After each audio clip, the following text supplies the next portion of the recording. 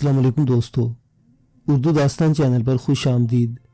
मुअज़्ज़िज़ सामीन हज़रात, ये सुनते हैं उर्दू नावल हिमालया किस्त नंबर 44। मुअज़्ज़िज़ सामीन, आपसे उम्मीद की जाती है कि वीडियो को लाइक करें, चैनल को भी सब्सक्राइब करें, शुक्रिया। नुमान खां को बाकायदा मुबारकबाद के पैगामात मौसूल हो रहे थे, यहाँ तक कि डॉक्टर ब्रीटो ने इसे इतने फासले से मुबारकबाद का पैगाम भेजा था। आई भी बेपना खुश नजर आ रही थी। 2-4 दिन के अंदर ही अंदर नुमान खान का कमीशन उसके पास पहुंच गया। अब उसके नाम से बैंक में $10 लाख जमा थे और नुमान खान अपने जहन और दिल में इंतहाई सुकून महसूस कर रहा था। उसे अपने ख्वाबों की ताबीर मिल रही थी। बादशाह खां के चुंगल से निकलने के बाद उस पर जो बीती थी उसका दिल ही जानता था। हर चंद के बादशाह खां पर उसे एतबार था। बादशाह खां ने ताया होने की हैसियत से कभी उनके साथ बुरा सलूक नहीं किया था, बल्कि फिरोज खां की मौत के बाद तो बादशाह खां ने बाज़ जगह अपनी आदत में भी तब्दीली पैदा कर ली थी। लेकिन इंतकाम के मसले में इसकी गलत प्लानिंग ने इन लोगों को जो नुकसान पहुंचाया था, इसकी तराफी नामुमकिन थी। इस नुकसान के नतीजे में उन्हें बादशाह खां से नफरत हो गई। ये नफरत एक फितरी अमर के तहत थी, वरना सच माना जाए तो मुकम्मल कसूर बादशाह खां का भी नहीं था। वो 9 भाई थे और 9 के 9 मिलकर अगर खुद ही की कोशिश करते तो शायद कामयाबी हो जाती। लेकिन बादशाह खां ने अपनी कुव्वत के ज़ोर में शीरान जैसे चूंटे को मसलना चाहा था और वो इस चूंटे को मसलने में कामयाब न हो सके, बल्कि इस चूंटे ने इन पर ऐसी तबाही फेरी थी कि अब उनका पहाड़ों में दाखिला मुश्किल था। क्या मुंह लेकर वहां जाते? सारी दुनिया को ये कहानी मालूम हो चुकी थी। चुनाचे नुमान खान ने वहां से निकलते हुए ये फैसला किया था कि वो शीरान खां से इंतकाम तो जरूर लेगा, लेकिन इसके साथ साथ बादशाह खां के चुंगल से भी निकल जाएगा। ये बूढ़ा गिद्ध बूढ़ा होने के बावजूद खुद को जहानत की इंतहाई बुलंदियों पर पाता है और उसकी ये खुद एतमादी इन लोगों को ले डूबी थी। बादशाह खां को छोड़ने से वो शदीद माली मुश्किलात का शिकार हो गया था, लेकिन उसे ये भी मंजूर था। वो अपने बल पर ही कुछ करना चाहता था। उसके ज़हन में बहुत ज़्यादा अखलाकियात या अक़दार नहीं थे, अलबत्ता इस किस्म के काम नहीं किए थे, इसलिए ज़रा सी झिझक थी और अब पहली बार उसे अपनी मंजिल करीब नजर आ रही थी। उसने अपने तमाम भाइयों को जमा किया और वो तमाम कागजात उनके सामने रख दिए। $10 लाख बैंकॉक की ज़िंदगी में मामूली नहीं होते। इनके ज़रिए हम सारी उम्र के लिए कोई भी बेहतर ज़रिया मुआश अपना सकते हैं, लेकिन हमारी मंजिल यही नहीं। हम $करोड़ हासिल करना चाहते हैं और हमारे पास राय भी है। हम जिन लोगों से मुंसलिक हैं वो बैंकॉक में बहुत बड़ी हैसियत रखते हैं, चुनजे क्यों ना हम इस हैसियत से फ़ायदा उठाएं। हम 9 हैं, जिस वक्त भी अलहदा होना चाहेंगे अपना एक गिरोह बनाकर बैठ जाएंगे। तमाम भाइयों ने बेपना खुशी का इजहार किया और फिर सबने ही पेशकश की कि वो खुद भी उस काम में शरीक होना चाहते हैं। नुमान खां के होठों पर मुस्कुराहट फैल गई। फिर उसने कहा, देखो भाइयों, मैं तुम सबसे बड़ा हूँ, बहुत सी जिम्मेदारियाँ हैं मेरे सामने। फिरोज खां की मौत के बाद मेरी ख्वाहिश तो यही थी कि तुम मुझे अपना बाप समझो। जब तक मैं तुम्हें हुक्म ना दूँ अपने तौर पर कुछ ना करो।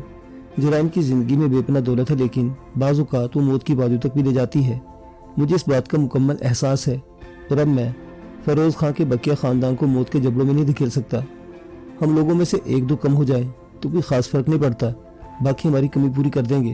लेकिन अगर हम 9 के 9 किसी तबाही के गड़े में जा पड़े तो इसका मकसद है कि फिरोज खां का ख़ानदान और इसका नाम ख़त्म हो गया। ये नाम ख़त्म नहीं होना चाहिए, कभी नहीं, हरगिज़ नहीं।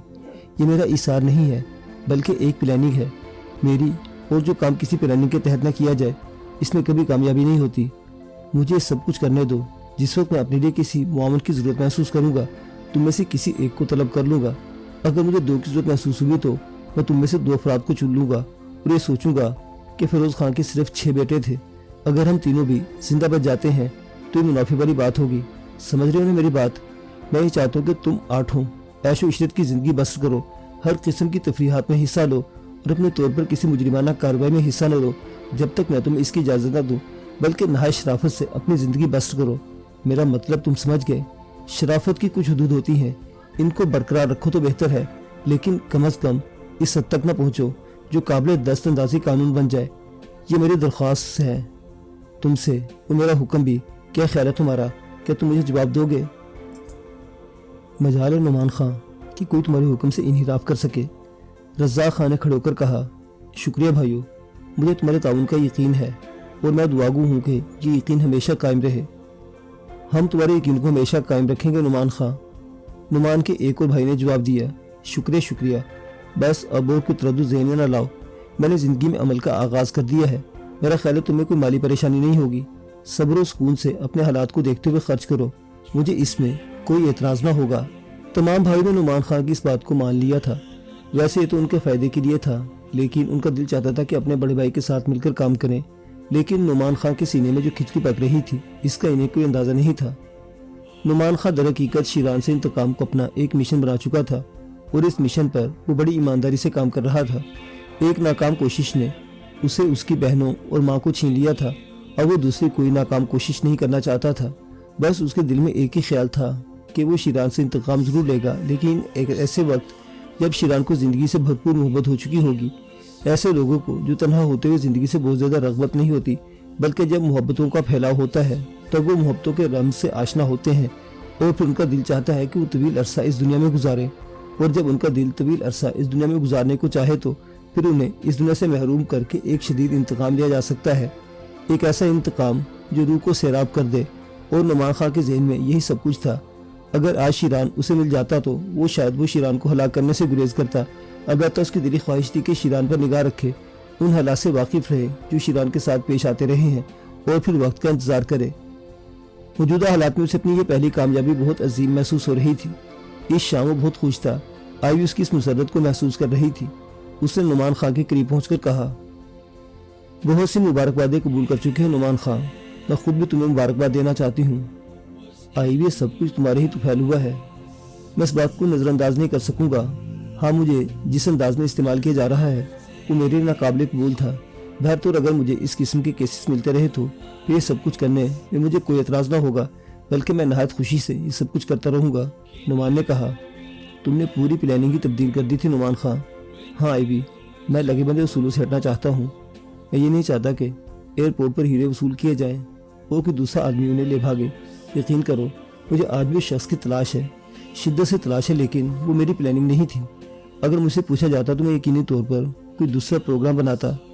میں نے اس پروگرام سے انحراف کر کے کامیابی کی منزل پائی ہے، اور آئندہ بھی میں یہی چاہوں گا کہ جب مجھ سے کوئی کام لیا جائے مجھے میری مرضی پر چھوڑ دیا جائے۔ ٹھیک ہے، میرا خیال ہے کہ چیف کو اس پر اعتراض نہیں ہونا چاہیے، آئی وی نے کہا۔ ویسے آئی وی، چیف اپنے کارکنوں سے ملاقات نہیں کرتا؟ میرا خیال ہے نہیں کرتا، وہ پس منظر میں رہتا ہے، اور اس کی بنیادی وجہ یہ ہے کہ منظر عام پر آ کر اپنی حقیقت کو نمایاں کرنا نہیں چاہتا۔ یہاں بینکاک، ہانگ کانگ اور ان علاقوں کے گرد و نواح میں بہت سے ایسے اڈے پھیلے ہوئے ہیں جنہیں مختلف گروہ چلا رہے ہیں، اور ان میں آپس میں چپکش بھی رہتی ہے، چنانچہ بڑی لمبی چوڑی پلاننگ کرنی ہوتی ہے۔ اس کے بارے میں کوئی معمولی کام نہیں ہوتا، چنانچہ اگر چیف لوگوں کی نظروں میں آ جائے تو پھر آسانی سے مارا جاتا ہے۔ میرا خیال ہے اس لیے چیف منظر عام پر آنا پسند نہیں کرتا۔ ٹھیک ہے، لیکن اگر میں اس سے ملاقات کرنا چاہوں تو اس کے تمہیں خاصے مراحل سے گزرنا ہوگا۔ ممکن ہے وہ خاص وقت تک یہ سب کچھ پسند نہ کرے۔ ویسے تم کیوں اس سے ملنا چاہتے ہو؟ بس ایسی میری خواہش ہے کہ میں اس کے سامنے اپنے جذبات کا اظہار کر سکوں، میں اسے بتا سکوں کہ میں کیا کرنا چاہتا ہوں۔ یہ سب کچھ تم اسے کسی وقت ٹیلی فون یا ٹرانسمیٹر پر کہہ سکتے ہو۔ میرا اپنا یہی خیال ہے کہ تمہیں الجھنوں میں نہیں پھنسنا چاہیے، بس اپنے کام سے کام رکھو، آئی وی نے کہا، اور نعمان خان گردن ہلانے لگا۔ بعض اوقات تم بڑی مدبرانہ گفتگو کرنے لگتی ہو آئی وی، نعمان خان نے مسکراتے ہوئے کہا۔ نہیں، ایسی کوئی بات نہیں ہے، ظاہر ہے میں تمہاری دوست ہوں، تم نے مجھے اپنے اچھے ساتھیوں میں جگہ دی ہے تو پھر یہ میرا فرض ہے کہ میں تم سے ہر موضوع پر گفتگو کروں، اور کوئی بات میری سمجھ میں آئے تو میں تمہیں بتا دوں۔ چلو کہیں گھومنے چلیں گے؟ ٹھیک ہے آئی وی، آج میں تمہیں انکار نہیں کر سکتا، اس نے کہا، اور آئی وی مسکرا دی۔ تھوڑی دیر کے بعد دونوں ایک کھلی ہوئی خوبصورت کار میں بیٹھ کر باہر نکل گئے۔ بینکاک آج معمول سے زیادہ حسین نظر آ رہا تھا۔ معزز سامعین، یہ کہانی ابھی جاری ہے۔